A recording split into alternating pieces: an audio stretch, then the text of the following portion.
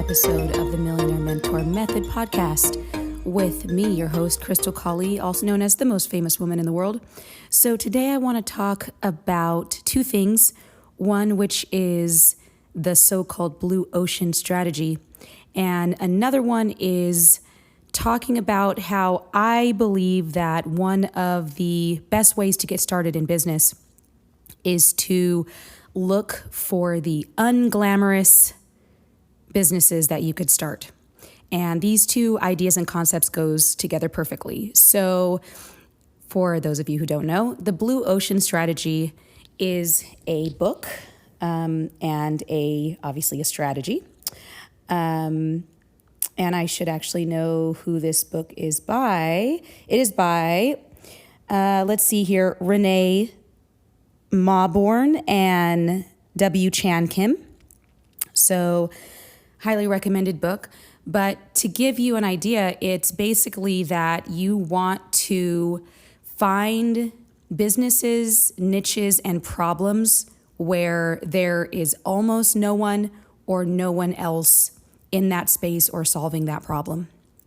So when you're looking at businesses to start, yes, it's important that you want to look at things you're passionate about, but this is where kind of the rubber hits the road and where reality pops up, which is we want to start businesses which can make us money quickly. And there's a couple different ways to go about looking at that. One of them is low barrier to entry, so low cost to start. And also solving a problem that is, either unglamorous, not often thought of, or just very niche. So you can find a lot of those types of businesses and problems in industry. So in very not often talked about industrial type of settings. So what do I mean? Okay, I'll give you an example. So one of my friends has a company that he is the only provider and manufacturer of a certain part.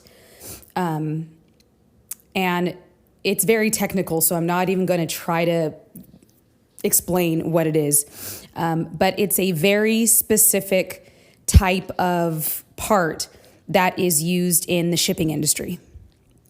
So his business has been the only one that's been providing that for years and years and years, and he dominates his industry because he's literally the only one that manufactures this one particular part.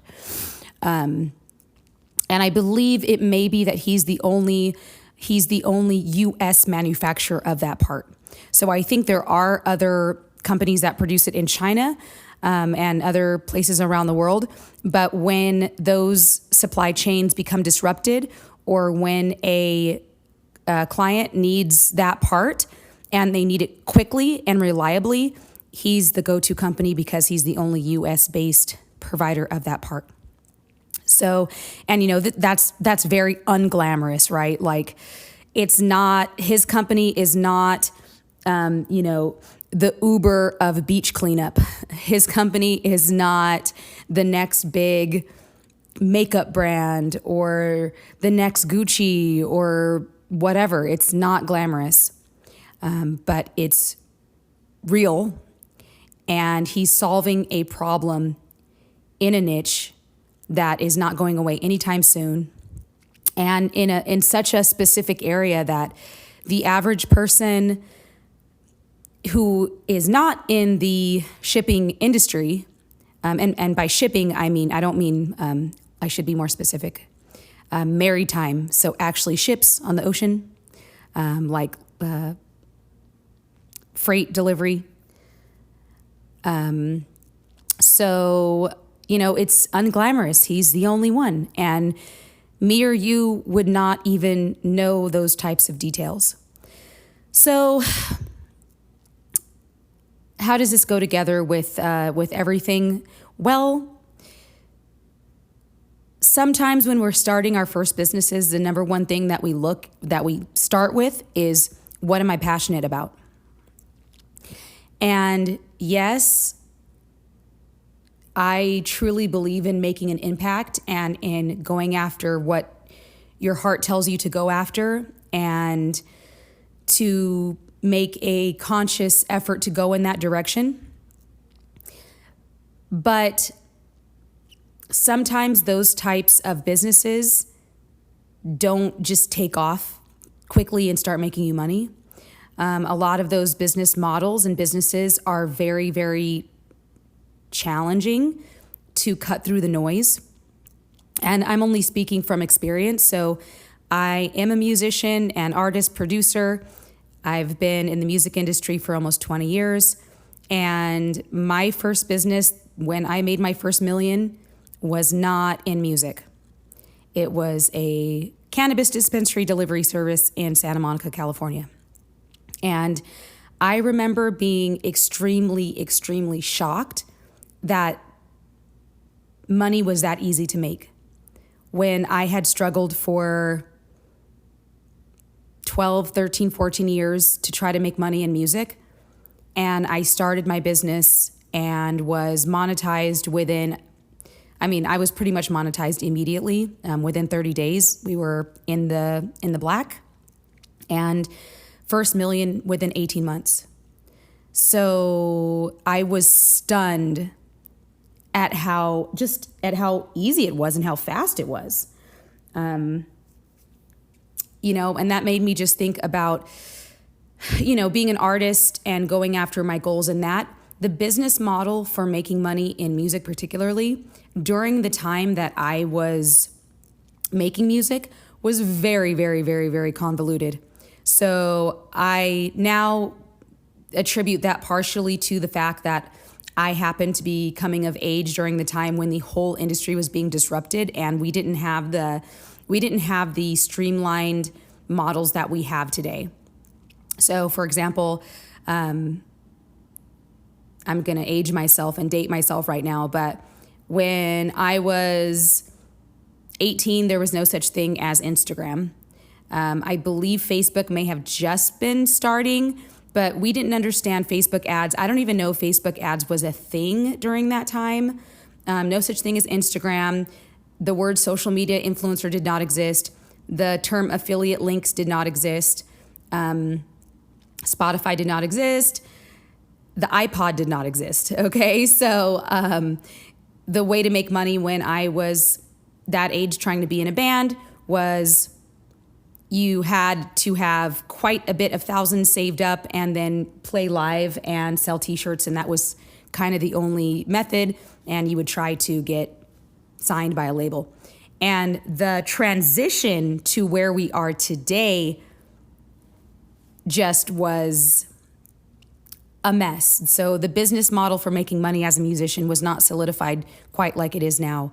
We didn't have YouTube, and even in the first few years of YouTube, we didn't understand how to make money with that, and nobody was really monetizing. And so anyways, that's a very long-winded way to say that straightforward business models are better when it comes to making money. So I kind of look at it like this. You have to prioritize what is important to you when you're starting a business. So is the number one most important thing just following your passion and your dream and achieving your mission statement and being more of a conscious business, so that, you're thinking more along the lines of that maybe making money is a secondary note of importance, which that's totally fine. That's great. If that's what you want, then just know that's what you want. But if that's the case, you kind of have to understand that those types of businesses might take a little bit longer to monetize. Okay, so I'm talking about things like being a musician, being a YouTuber, maybe being a painter, making handmade items, those types of businesses that, are just a little bit more, well, not a little bit more, a lot more saturated. Or you can look at it like, no, you know what? The number one most important thing for me is to make money. And I know business owners, plenty of people and colleagues that if they're going to start a business, the only reason they're starting that business is to make money, period. They don't care what they're selling. They don't care what widget it is. They could be selling pillows or they could be selling PVC piping. They don't care. It doesn't matter. The point for them is to make money. So, of course, we would love it if there was a cross section between those two things. And I'm not saying there's not. There definitely is. But in the context of sticking to reality, and I'm a very boots on the ground type of person, I'm very realistic. You just kind of have to figure out what is more important to you. So if the most important thing to you is just making money, you just want to make money, then looking at unglamorous niches is honestly the perfect place to start, because you want to do the things and solve the problems that other people do not want to solve. And one way you could look at this is you will be paid in direct proportion to the magnitude of the problem you solve. And that's not my quote, and I'm forgetting whose quote that is. I think it might have been Elon Musk's quote. I think he might have said that. So, what do I mean by that? Okay. I mean looking at industries and businesses that are not glamorous and that other people don't want to get into. Things like cleaning, things to do with garbage, different services surrounding garbage. One business model that is a potential source of exactly what I'm talking about is sort of like trash valet service. So that you, there's one business I saw recently where you have weekly or bi-weekly trash collections per household,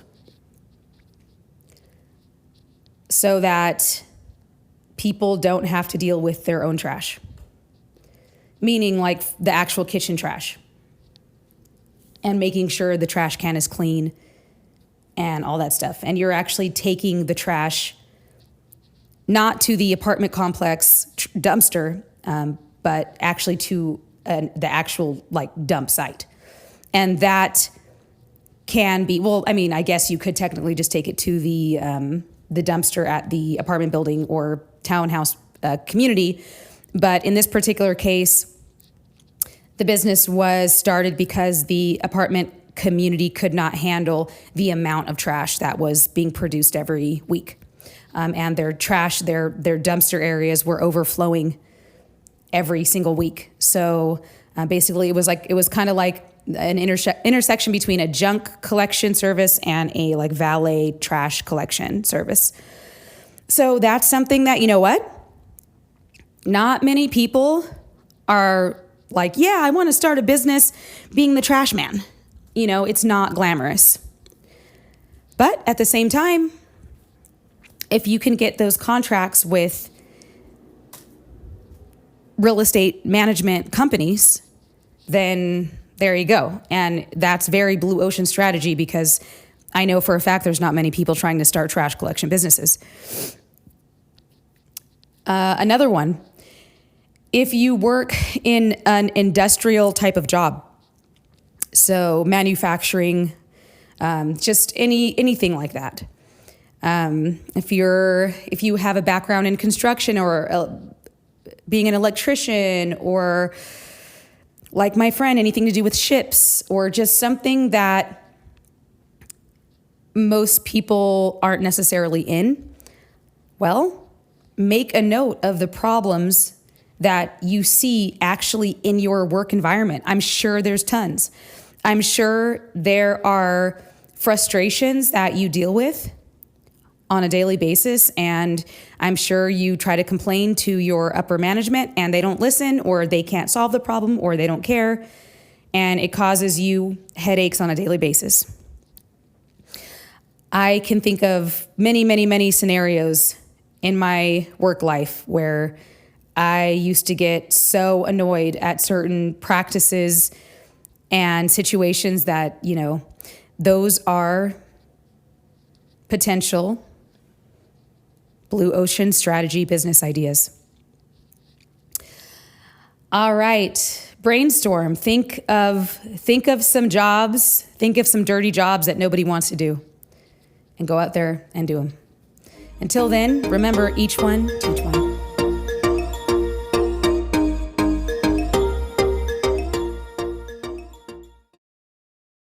The information provided in this podcast is for educational and entertainment purposes only and should not be construed as financial advice, investment advice, or medical advice. The host is not a financial advisor nor a medical doctor or licensed therapist. Any financial or medical decisions made based on the information in this podcast are made at the listener's own risk. It is recommended that listeners consult with licensed professionals such as CPAs, financial advisors, and licensed physicians before making any investment or medical decisions. The host and creators of this podcast accept no responsibility or liability for any loss or damages incurred as a result of the information provided in this podcast.